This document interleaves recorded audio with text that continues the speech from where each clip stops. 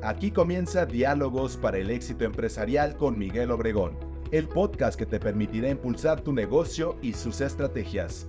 Sigue el camino al éxito con nosotros. Bienvenidos. Bienvenidos a otro episodio de Diálogos para el éxito empresarial, un espacio en el que se generan conversaciones para compartir una visión crítica y especialmente reflexiva alrededor de las condiciones y del entorno que viven las empresas, quienes siempre están buscando mantener su competitividad y su sostenibilidad. En esta oportunidad me acompaña Rogelio García, quien es fundador y CEO de Business Intelligence Technology, B-Technology, empresa mexicana con más de 20 años en el mercado que se especializa en brindar soluciones tecnológicas que ayuden a las organizaciones en sus procesos de transformación digital, asegurando su sustentabilidad en el tiempo. Con sus más de 25 años de experiencia en la industria de tecnología de la información, Rogelio ha colaborado y asesorado a diversas compañías en temas relacionados a estrategias de comunicación y experiencia con clientes, inteligencia de negocios y conocimiento de clientes en industrias como la banca, los seguros, el retail y desde luego también las telecomunicaciones.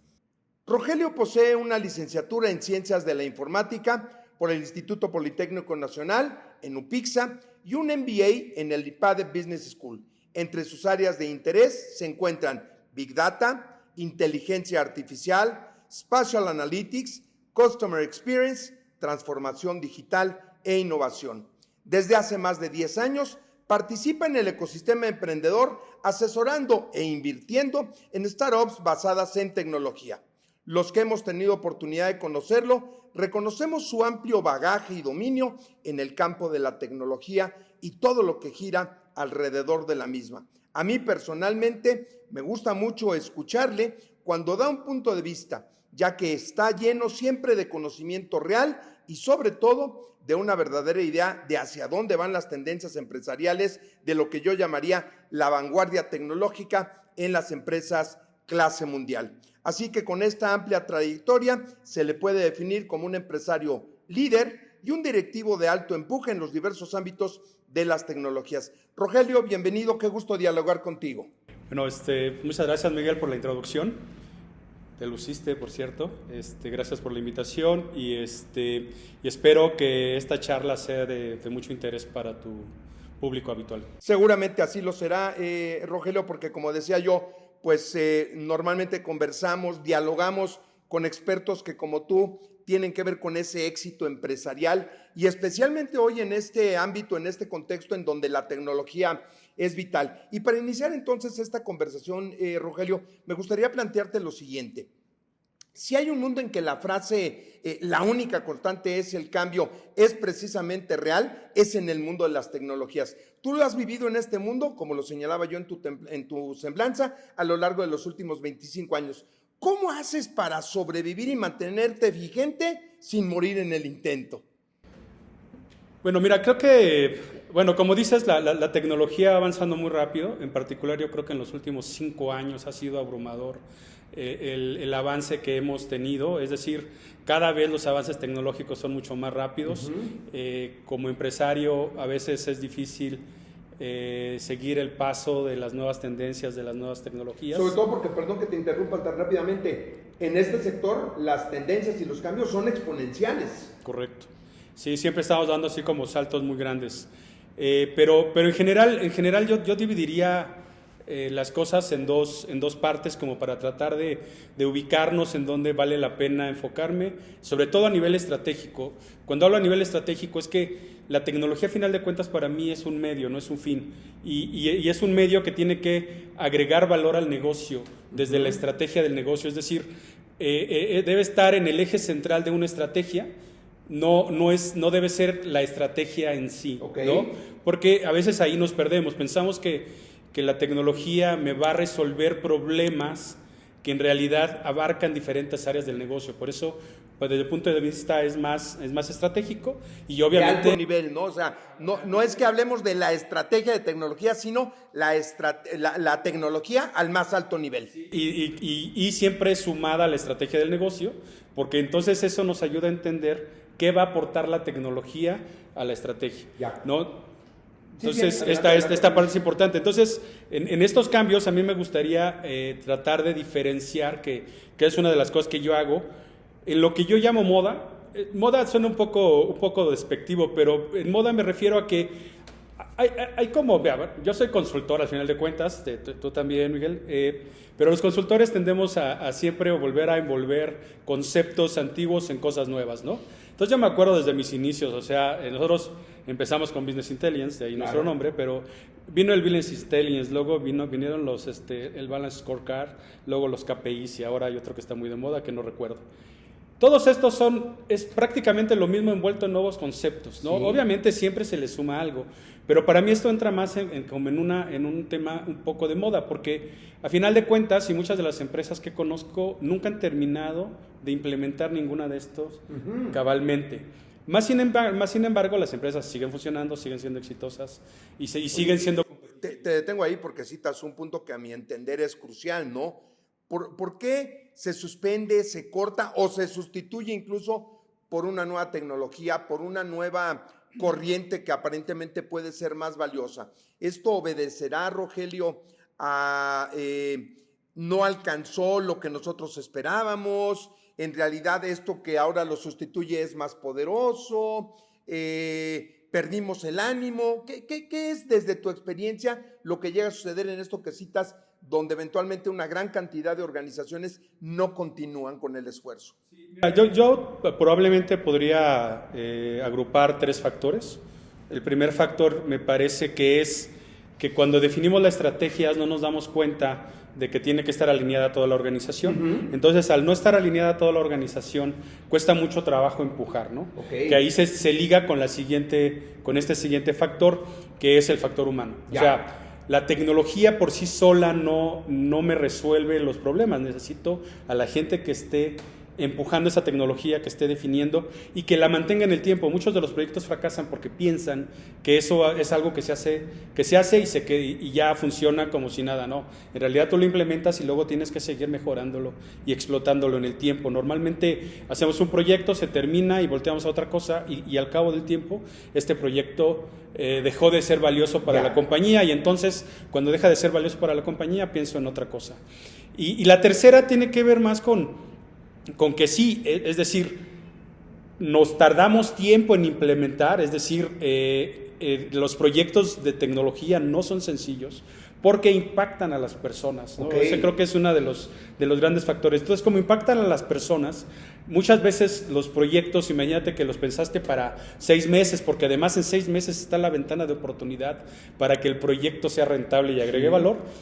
Pero el proyecto se retrasa 6, 12, 18, 24 meses, 36 meses. Cuando al final de cuentas lo saco, este proyecto ya no representa el mismo valor que representaba en el pasado, y entonces me obliga a ver a la siguiente generación. Eso pasa mucho, y pasa mucho en empresas de todos tamaños. Nosotros, por ejemplo, mucho de lo que yo empujo, mi equipo me alucina por eso, pero siempre busco ciclos de 3 meses. En 3 meses tenemos que entregar valor, máximo, 3 meses máximo. Entregas valor. Que no es propiamente la conclusión del proyecto, sino que haya justamente agregados ya tangibles, importantes. Exactamente. Entonces, en lugar de que tengamos un proyecto, a lo mejor el proyecto es muy ambicioso y es mucho más largo, pero más o menos cada 3 meses estoy entregando valor. Eso también me sirve para que también en esta lógica mía realmente validemos la hipótesis de valor que íbamos a agregar, ¿no? Con la tecnología al negocio, que también eso es algo medio ambiguo cuando hablas de tecnología. Sí. Obviamente generamos una hipótesis al inicio donde pensamos que algo va a pasar con la implementación de un proyecto, aunque no necesariamente pasa, ¿no? Y obviamente el hacerlo más rápido me permita probar, probablemente más barato también, y entonces ajustar y seguir adelante con el siguiente ciclo del proyecto. Entonces, pero es complicado. Digo, también hemos estado en proyectos de implementación, no sé, que han durado 3 años. O sea, realmente complejos, donde sean... ¿Y ahí siguen jugando los mismos 3 meses? ¿Procuras que así sea? En realidad, bueno, no todo está en mis manos, ¿no? A final de cuentas para esa implementación, pero por ejemplo, sí, en uno de nuestros primeros proyectos que tuvimos, un proyecto de 3 años, súper complicado, cambió de alcance múltiples veces, cambió de equipo múltiples veces. Nosotros éramos una parte de ese proyecto, pero eran más de 200 personas. Entonces, imagínate la complejidad de administrar y darle seguimiento a un proyecto de 200 personas.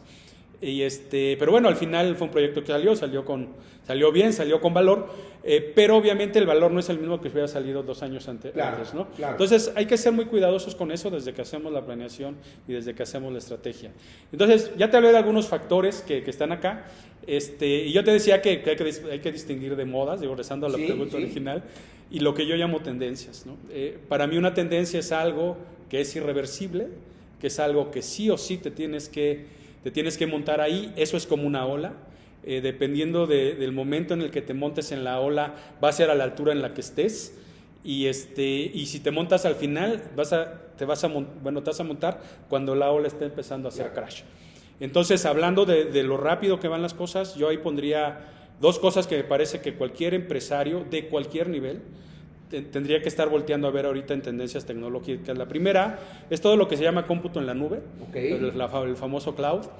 El cloud a mí me parece que es un game changer porque me permite acercar soluciones a empresas que anteriormente no podrían tener acceso a esas soluciones, porque ahora las ha vuelto mucho más accesibles, mucho más baratas. Necesitas menos personal ¿cómo se llama?, especializado en ese tipo de soluciones. Que porque, digamos, anteriormente era una restricción, no definitiva, pero sí era una restricción para muchas empresas. Sí, ¿no? había una barrera de entrada donde a lo mejor implementar un ERP, dependiendo del nivel, pero por ejemplo implementar un ERP no bajaba de $500,000, ¿no?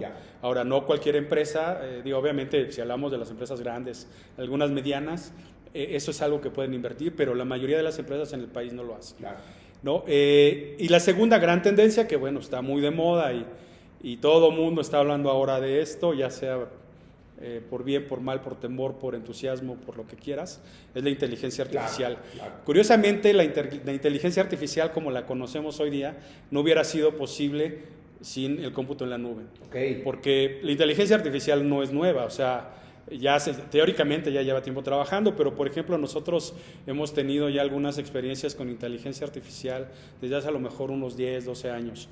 Recuerdo una en particular de IBM, que es IBM Watson, ¿no? Que es de las primeras que a nivel empresarial se empezó a usar. Te voy a interrumpir ahí, Rogelio, porque yo no quiero aprovechar oportunidad para compartir con quien nos escucha o nos ve a través de nuestros canales, el que justamente por eso yo tenía mucho interés en este diálogo, en esta conversación con Rogelio, porque como experto que es en todo este amplio campo de las tecnologías, si hay alguien que, a mi entender, verdaderamente sabe y se ha metido hasta las entrañas de la inteligencia artificial, cuando menos en el entorno mexicano, es justamente Rogelio, ¿no? Y no quiero dejar de pasarlo de largo, porque seguramente lo que tú nos dirás ahora, pues nos abrirá los ojos a muchos o nos hará entender de mejor manera, pues también el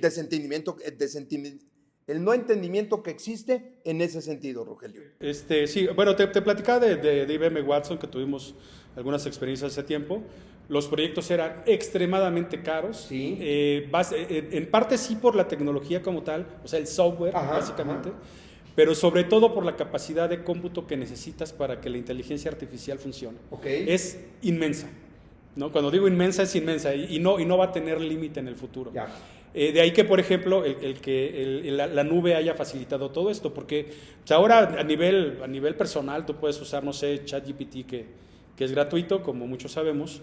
Nos da el acceso a muchos. Eso obviamente ChatGPT no se ejecuta en mi equipo, no se ejecuta en mi teléfono, eso va a la nube, ese concepto medio ambiguo de la nube, y utiliza una capacidad de cómputo que está allá atrás y que está disponible para múltiples usuarios, pero que lo está, ¿no? También en esta tendencia, sobre todo en lo que ahora se conoce como inteligencia artificial generativa, ya está muy al alcance de las personas. Un poquito hablando de lo mismo de la nube, pero ahora hablamos igual de la inteligencia artificial. Ahorita hay soluciones gratuitas en internet que lo pueden hacer, pero ya, por ejemplo, si hablas en el ámbito empresarial, ya, por ejemplo, puedes tener no sé, licenciamiento de inteligencia artificial generativa, que a lo mejor te cueste unos $4,000 por usuario al año. Eso créeme que podremos hacer cuentas en cualquier empresa, pero ya comparado con lo que era anteriormente, estoy hablando que es un costo 100 veces menor al que podías haber tenido hace tiempo, ¿no? Entonces, eso es algo que bueno, te diría que yo vería como que dos grandes tendencias, ¿no? O sea, hay preocupación, ¿no? sobre el tema de la inteligencia artificial, y te diría que hay entusiasmo, ¿no? Entonces, ahí quiero decirte una analogía, espero que no sea muy antigua, porque a lo mejor tienes personas que te escuchan que son mucho más jóvenes, pero hablando de la inteligencia artificial y platicando con algunos amigos que son mucho más utópicos que yo trato de ser pragmático. Pues pensemos en la inteligencia artificial, sobre todo para ver realmente en dónde nos ubicamos y en dónde están realmente los riesgos y las oportunidades de la inteligencia artificial, y que sí sea de interés para al menos tener un punto de cómo me aproximo desde el punto de vista empresarial o personal hacia la inteligencia artificial. Y yo en general no me considero un experto en inteligencia artificial, sino más bien me he dedicado a pensar en el impacto que realmente puede tener la inteligencia artificial en los negocios. Otra vez estratégicamente, desde el punto de vista estratégico. Claro. Si alguien aquí me dice, oye, entonces programa un PROM, no, a ver, yo no hago eso. Eso no es, ni lo quiero hacer, pero a mí sí me gustaría entender cómo van a afectar estas tendencias en las empresas, tanto para mis clientes, para nosotros internamente, porque también obviamente tenemos muchos retos como empresas, o para los emprendimientos en donde tengo cierta participación, ¿no? Entonces, para mí ese es el entendimiento, un entendimiento estratégico de cómo aplicarlo. Pero regresando a la analogía, te decía, analogía, dos extremos completamente diferentes, solo riesgo y todo entusiasmo. Entonces, solo riesgo, no sé si te debes acordar porque eres como de mi generación, Terminator, ¿no? Sí, claro. La inteligencia artificial que domina el mundo, hay una guerra, ¿no? Entre humanos y entre la inteligencia artificial, la famosa Skynet, donde me parece que no hay ganador, porque eso no lo tengo claro, pero lo que sí pasa es que la sociedad como la conocemos se destruye. Sigue habiendo humanos, la inteligencia artificial parece que es la que domina, se sigue la guerra, pero con de alguna manera una ventaja de la inteligencia artificial. Entonces imagínate ese mundo catastrófico donde obviamente en medio de eso pues todo el mundo perdió su empleo, fue reemplazado, claro. Bla, bla, bla, ¿no? Entonces ese es como uno de los extremos. El otro extremo es más tipo las utopías de Asimov, donde la inteligencia artificial, obviamente acompañada de robots, de máquinas, etcétera, es la que se encarga de generar riqueza para la humanidad. Esa riqueza es repartida entre toda la humanidad, y entonces los seres humanos se dedican a todo lo que tiene que ver con artes, con esparcimiento, con cultura, ¿no? Que eso es algo mucho más cercano te diría que a la parte central del ser humano. Es decir, a final de cuentas, obviamente todos tenemos que trabajar por alguna razón, pero siempre buscamos ese espacio de esparcimiento, llámese lectura, llámese cine. Intelectual, espiritual. Sí. Entonces imagínate que ya tenemos del apocalipsis a esta idea de que la inteligencia artificial va a ser equitativa y que va a estar a disposición de los seres humanos o de toda la humanidad, y que la humanidad entonces ahora sí va a ser lo que debería de ser, completamente equitativa, todos iguales, todos disfrutando, ¿no? Te diría que la de Skynet, desde mi punto de vista, es posible. Ajá. Yo veo una posibilidad muy baja que eso pase. Okay. Obviamente no lo veo en el mediano y largo plazo, lo veo mucho más adelante, pero sí es posible. O sea, créeme que es posible.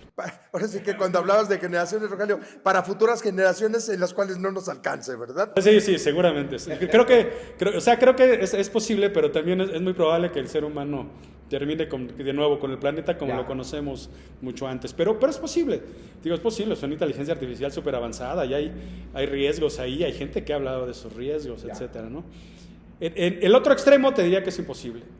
Y es imposible porque el ser humano no está diseñado para ese tipo de entendimiento. De comprensión. Este tipo de comprensión en el cual todos nos subamos con la misma idea, eso no va a pasar nunca. Ya. Entonces, como no va a pasar nunca, lo que yo creo que sí va a pasar, y es realmente donde debemos estar enfocados, es que sí, la inteligencia artificial me parece que va a cambiar la forma en que trabajamos de manera drástica. Yo voy a poner un ejemplo, tengo algunos otros, pero voy a poner uno de mi área de tecnología.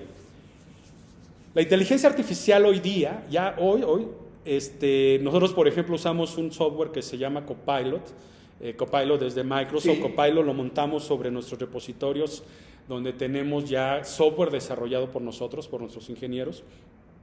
Y por ejemplo, ya hemos hecho avances y le decimos, oye, ahora necesito que me construyas esta pieza de software que haga ABC, un prompt, ¿no? O sea, lo que entendemos como un prompt. Sí, sí. Y me regresa el código completo, muy bien hecho. Algo que a uno de mis ingenieros le tardaría probablemente 2 semanas. El Copilot lo regresó. ¿Y no espanta esto a tus ingenieros, por cierto? Sí, para allá voy, porque esa es parte de lo que estoy tratando de entender. Okay. Y de donde creo que están las oportunidades, más que los riesgos. Entonces, y esta lo regresó como en 3 minutos. Uno de mis ingenieros lo revisa, le cambia un par de cosas y está listo para salir a producción, bueno, a pruebas con el cliente. Sí, de acuerdo. Estoy hablando que algo que antes me tomaba 2 semanas, ahora probablemente nos tomó 2 horas, ¿no? Imagínate. Entonces, ya que hay dos maneras de ver esto, ¿no? Decir, oye, los programadores se van a quedar sin trabajo. No. Hoy día, por ejemplo, hay un déficit de ingenieros en el mundo, no en el país, en el mundo, hay un déficit grande. Entonces, por ejemplo, aquí, que es donde yo veo la oportunidad, yo como empresario, como viendo la estrategia, yo veo entonces este tema de la inteligencia artificial como algo que me va a ayudar para 2 cosas. La primera es, sí, efectivamente, probablemente, y eso se lo compartí, hablando un poco de los temores con mi equipo, les dije, oigan, ninguno de los que está aquí va a perder su trabajo por esto. O sea, lo puedes perder por otras cosas, muy al estilo de lo que siempre ha pasado. Pero por esto no. Lo que sí creo es que esto nos da la posibilidad de varias cosas. Uno, ya no contratar más ingenieros, ¿no? Okay. Porque la inteligencia artificial va a estar a mi lado y me va a ayudar a hacer más con menos recursos, ¿no? La segunda parte que me parece más importante, realmente me va a ayudar a entregarle valor a mis clientes más rápido. Bien. Y eso es lo que a mí más me interesa, ¿no? Entonces, porque, perdón, ahí volvemos a lo mismo, cuando hablabas en la primera parte de ese darle valor, agregarle valor al cliente en términos de tus intervenciones, ¿no? Correcto, o sea, para mí esa es la parte fundamental. Entonces, si logramos entender que la inteligencia artificial me puede ayudar para eso, entonces sí me parece que ya estamos hablando de cosas diferentes. Ya no estoy hablando de un temor, sino estoy hablando de una oportunidad. Claro. Es decir, tengo la oportunidad de que con la inteligencia artificial puedo entregar más y mejor valor a mi cliente y mucho más rápido. Y eso me parece que aplica en múltiples ámbitos. O sea, no sé, otro ejemplo, un contador. La familia de mi esposa es de contadores, así es que si ven esto, saben que siempre los quiero. Eventualmente pareciera una crítica al mundo de los contadores, ¿no? Pero Mi no padre lo también es. lo fue, así es que no nos preocupemos. Es un tema de perspectiva. Por eso me gusta más a mí la parte de verlo como una oportunidad en lugar de verlo como un riesgo o una amenaza. Entonces, el tema de los contadores es similar. Mira, si tienes una empresa grande donde tienes un gran número de contadores, la inteligencia artificial te puede ayudar a hacer el trabajo mucho más rápido de todos los contadores. Ahora, ¿qué haces con los contadores? Bueno, en realidad aquí cada persona debería de decir, ¿qué quiero hacer yo con esto? Okay. Porque la inteligencia artificial también, al menos como la vemos ahorita, y yo creo que en el mediano plazo, hablo de los siguientes 10 años, debe ser supervisada, es decir, el output que te regresa la inteligencia artificial debe ser interpretada. ¿Por quién? Por ti, que tú eres el experto, sí, para que entonces tú la puedas interpretar, la puedas afinar y entonces sí la puedas entregar al negocio y que entonces sí genere valor. Lo mismo pasa con un contador, entonces el contador debería ser, ok, sí, efectivamente, ya se hizo más rápido lo que yo antes hacía manualmente, ¿no? Pero entonces aquí viene, creo que ya la parte del valor. La parte del valor podría ser, por ejemplo, que con esto yo le pueda dedicar más tiempo a validar, es decir, porque a veces con el trabajo que tengo y si me llega la fecha límite en que tengo que presentar la declaración, pues ya a lo mejor ya no me dio tiempo de validarlo. Sí. Probablemente cometí errores, esos errores se pueden convertir en multas. Entonces imagínate que el valor puede venir de ahí, puede venir de que ahora puedo hacer mi trabajo de una manera más rápida y más eficiente. Sobre todo donde aparezca el criterio, ¿no? Más valor, exactamente. Y además que el valor ya vaya más, por ejemplo, en temas de estrategia fiscal, de estrategia financiera. Esa es una evolución de la persona, ¿no? ¿Estás de acuerdo? Entonces, a final de cuentas no lo veo como un riesgo. Lo mismo pienso de un contador que tiene él retiene sus contabilidades. A lo mejor la inteligencia artificial le ayuda para que en lugar de tener 10 clientes tenga 20, tenga 30, tenga 40. Que a lo mejor ahora cobre un poco menos por sus servicios, lo haga mucho más rápido y le dé acceso a más personas a que puedan tener un servicio profesional de contabilidad, ¿no? Si te das cuenta, o sea, lo puedes ver, me voy a quedar sin trabajo, o lo puedes ver, no, espérame. Si yo me monto en esta ola, si empiezo a trabajar en esto... Que como decías anteriormente, es un tema de preparación, de actualización, evidentemente, y sobre todo de adaptación hacia pues, esas tendencias, megatendencias de las que hablabas inicialmente, ¿no? Y en las que hay que estar como tal preparado. Como pueden darse cuenta al escucharnos, al vernos, ¿verdad? Pues esta es una conversación que da para mucho y más teniendo aquí a Rogelio como ese experto que puede enriquecernos de manera importante. Rogelio, para que no nos gane el tiempo, déjame regresar un momento, pero en este mismo plano estratégico en el que tú has venido conversando con nosotros. En dos momentos yo captaba en tu conversación que hacías una referencia a cierta ambigüedad. Lo que me gustaría preguntarte es, trátese de inteligencia artificial, de Big Data, de cualquier otro elemento asociado a la tecnología, Customer Experience, en el que también tú eres un experto. La tecnología es algo que verdaderamente, y a ese nivel estratégico del que ya hemos venido conversando, ¿le puede dar ventaja competitiva a las empresas? Por supuesto. Sí, 100%.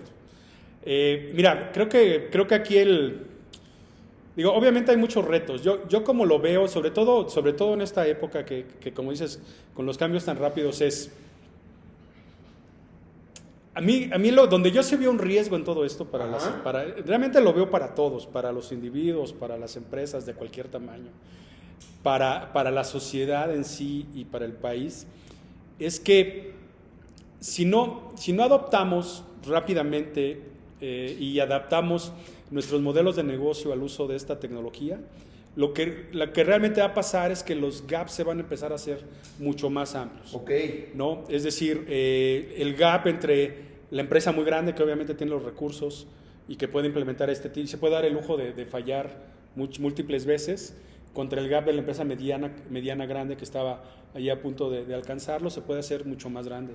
Si hablas, por ejemplo, a nivel de individuos y de sociedades, si de por sí tenemos una sociedad donde hay muchas personas marginadas, ahora se va a hacer muchísimo más, se va a hacer el gap mucho más grande, ¿no? Entonces, entre más tiempo nos tardemos en ver cómo este tipo de tecnologías impacta en nuestras vidas, en nuestros negocios, en nuestra sociedad, en nuestro país, más amplio va a ser ese gap. ¿Qué tanto en tu experiencia, particularmente en el ámbito empresarial mexicano, eso se da o no se da? Es decir, ese gap del que tú hablas realmente terminará por impactarnos de manera más dramática justo por no estarnos preparando, ¿o sientes que sí estamos caminando en una línea, pues si no, digamos la mejor, pero sí por donde debe de ser?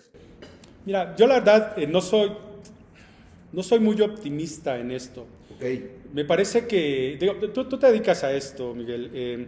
Si tú vieras, por ejemplo, entre los prospectos que tienes, donde probablemente tú llegas a ofrecerles un servicio de consultoría para hacer, ¿cómo se llama esto? Mucho más institucional, sí. Su negocio, ya sabes, sí. ¿No? Gobierno corporativo, todo este tipo de cosas.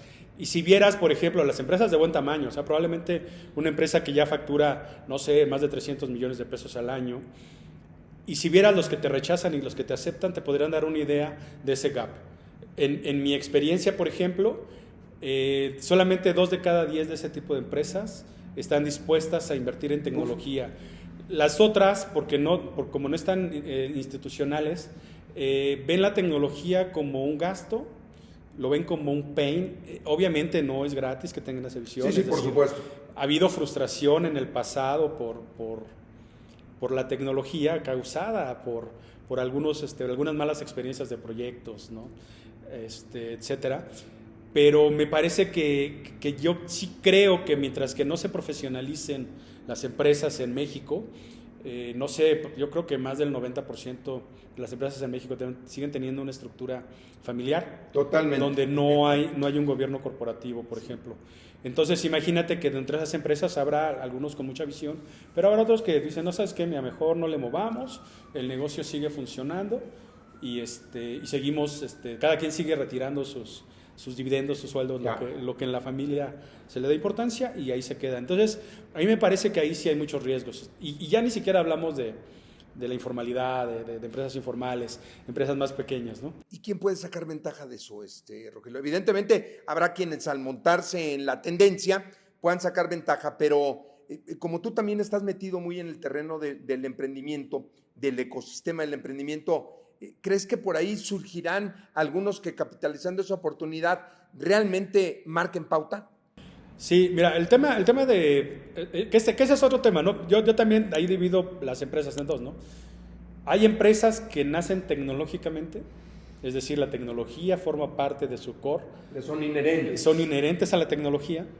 Y hay otras que obviamente se fundaron probablemente hace 30, 40, 50, 100 años, que les cuesta mucho más trabajo alcanzar a las que apenas nacen, que ya nacieron tecnológicamente. O sea, esa es una ventaja. Entonces, algo de lo que a mí me gusta del ecosistema emprendedor, sobre todo empresas basadas en tecnología, cuando yo hablo de tecnología no hablo nada más de software, sino que la tecnología puede aplicar a muchísimas cosas, es más, puede aplicar a procesos, puede aplicar a fabricación, puede aplicar pues, prácticamente a todo, a servicios. Entonces no es solamente software, es un concepto más amplio, ¿no? De la parte tecnológica. Entonces ahí sí me parece que las empresas que están haciendo ya tecnológicamente sí pueden sacar la cabecita por esto. Hay algunos ejemplos aquí en México.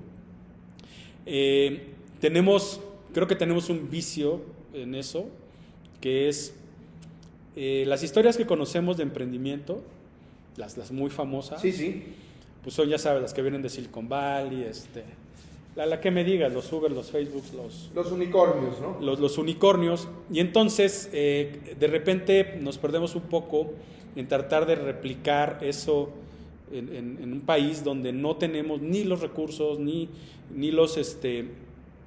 los niveles de inversión que se tienen allá. El ecosistema per se es bastante más limitado, ¿no? Es muchísimo más limitado. Hubo algunos picos como el que hubo antes de la pandemia, donde el dinero era muy barato y entonces se empezó a haber muy dinero, pero a haber mucho dinero en el ecosistema, pero ahora regresamos, me parece que a los niveles normales de un país como México. Entonces, pero aún así me parece que hay oportunidades. Es decir, yo no creo tanto en los unicornios, digo, si se generan, qué bueno, bienvenidos.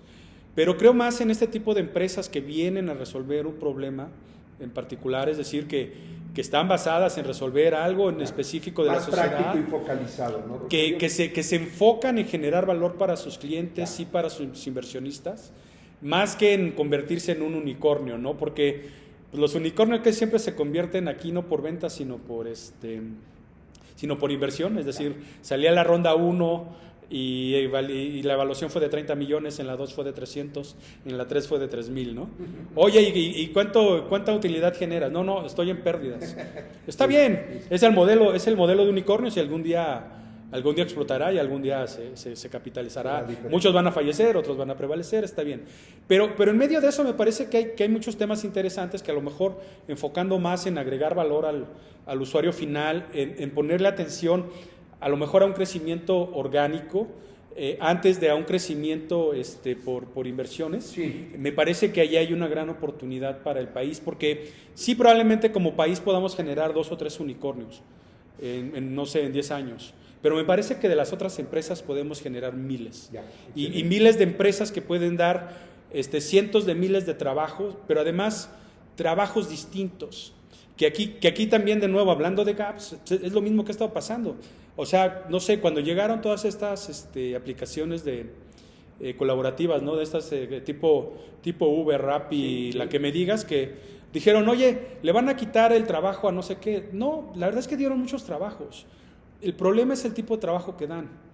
Y ahí me parece que también tenemos que poner foco, es decir, nosotros como ecosistema, como país, como sociedad, como empresarios incluso, porque también es una labor de los empresarios. Por supuesto. Lo que tenemos que empujar es crear este tipo de empresas que desde que nacen den empleos mucho más significativos, mejor remunerados, con mayor especialización, que incluso nos comprometamos a que nuestros equipos tengan un desarrollo, ¿no? Ya. Entonces, eso sí es una responsabilidad, ni siquiera hablo del gobierno, hablo de nosotros, los que estamos en el ecosistema. Tú estás en el ecosistema, vemos muchos en ese ecosistema que a lo mejor sí nos... Aunque no nos veamos, ¿no? Aunque no nos veamos, o sea, por ejemplo, tú lo que entiendo que haces es que ya a lo mejor a una de estas startups en su quinto, sexto, séptimo año puedes llegar y decir, oye, armemos la parte corporativa, más ya estás en este nivel de que lo tienes que hacer, ¿no? Para que entonces sí trasciendas y vayas al siguiente nivel. Entonces, para mí ese es un poco donde creo y veo muchas oportunidades hoy día. También en la medida de que dejemos de centralizarlo, es decir, cuando tú ves el ecosistema emprendedor, pues entonces en México ves Monterrey, Guadalajara, que estaba también bastante interesante, obviamente la Ciudad de México, pero creo que también ahí nos falta un poquito... Sí. Verdaderamente desarrollarlo a nivel de país, ¿no? Oye, bueno, obviamente Querétaro, León, probablemente, no, a lo mejor así Puebla, pero imagínate que entonces decimos, oye, Oaxaca. Pero siguen siendo focos aislados, ¿no? Pero creo que ahí podemos potenciar muchas cosas para que realmente vayamos transformando la vida de las personas. Y hay con qué, ¿no? Rogelio, lamento mucho que nos tengamos que detener aquí, pero bueno, evidentemente insistiré, das pie para conversar contigo por horas y alrededor de diversos ámbitos relacionados con la tecnología, relacionados evidentemente con el mundo del emprendimiento y demás, ¿no? Pero bueno, me gustaría desde ya correrte la invitación para una futura conversación. Como siempre, te invitamos a ser parte activa de este podcast. Por favor, escríbenos, compártenos tus ideas, desde luego también algún diálogo que quieras que se sostenga, búscanos a través de nuestras redes sociales y son bienvenidas tus inquietudes, tus críticas, por supuesto, en todos aquellos temas que nos lleven a aspectos relevantes y de los cuales se puede establecer un diálogo. Por supuesto, si tienes interés en comunicarte con Rogelio, puedes hacerlo a través de su correo electrónico que enseguida te comparto, rogelio.garcia@bitechnology.com.mx, Bitechnology, así como se escucha, con TSH, con y.com.mx, o también lo puedes encontrar en LinkedIn como Rogelio García, todo junto. Rogelio, te agradezco mucho esta conversación, sin duda apreciamos cada uno de los aspectos que nos has permitido abordar y me gustaría pedirte para cerrar justamente si a efecto de esos líderes y directivos que nos escuchan, esos empresarios, alguna idea, algún tip que puedas compartirnos para alcanzar el éxito empresarial.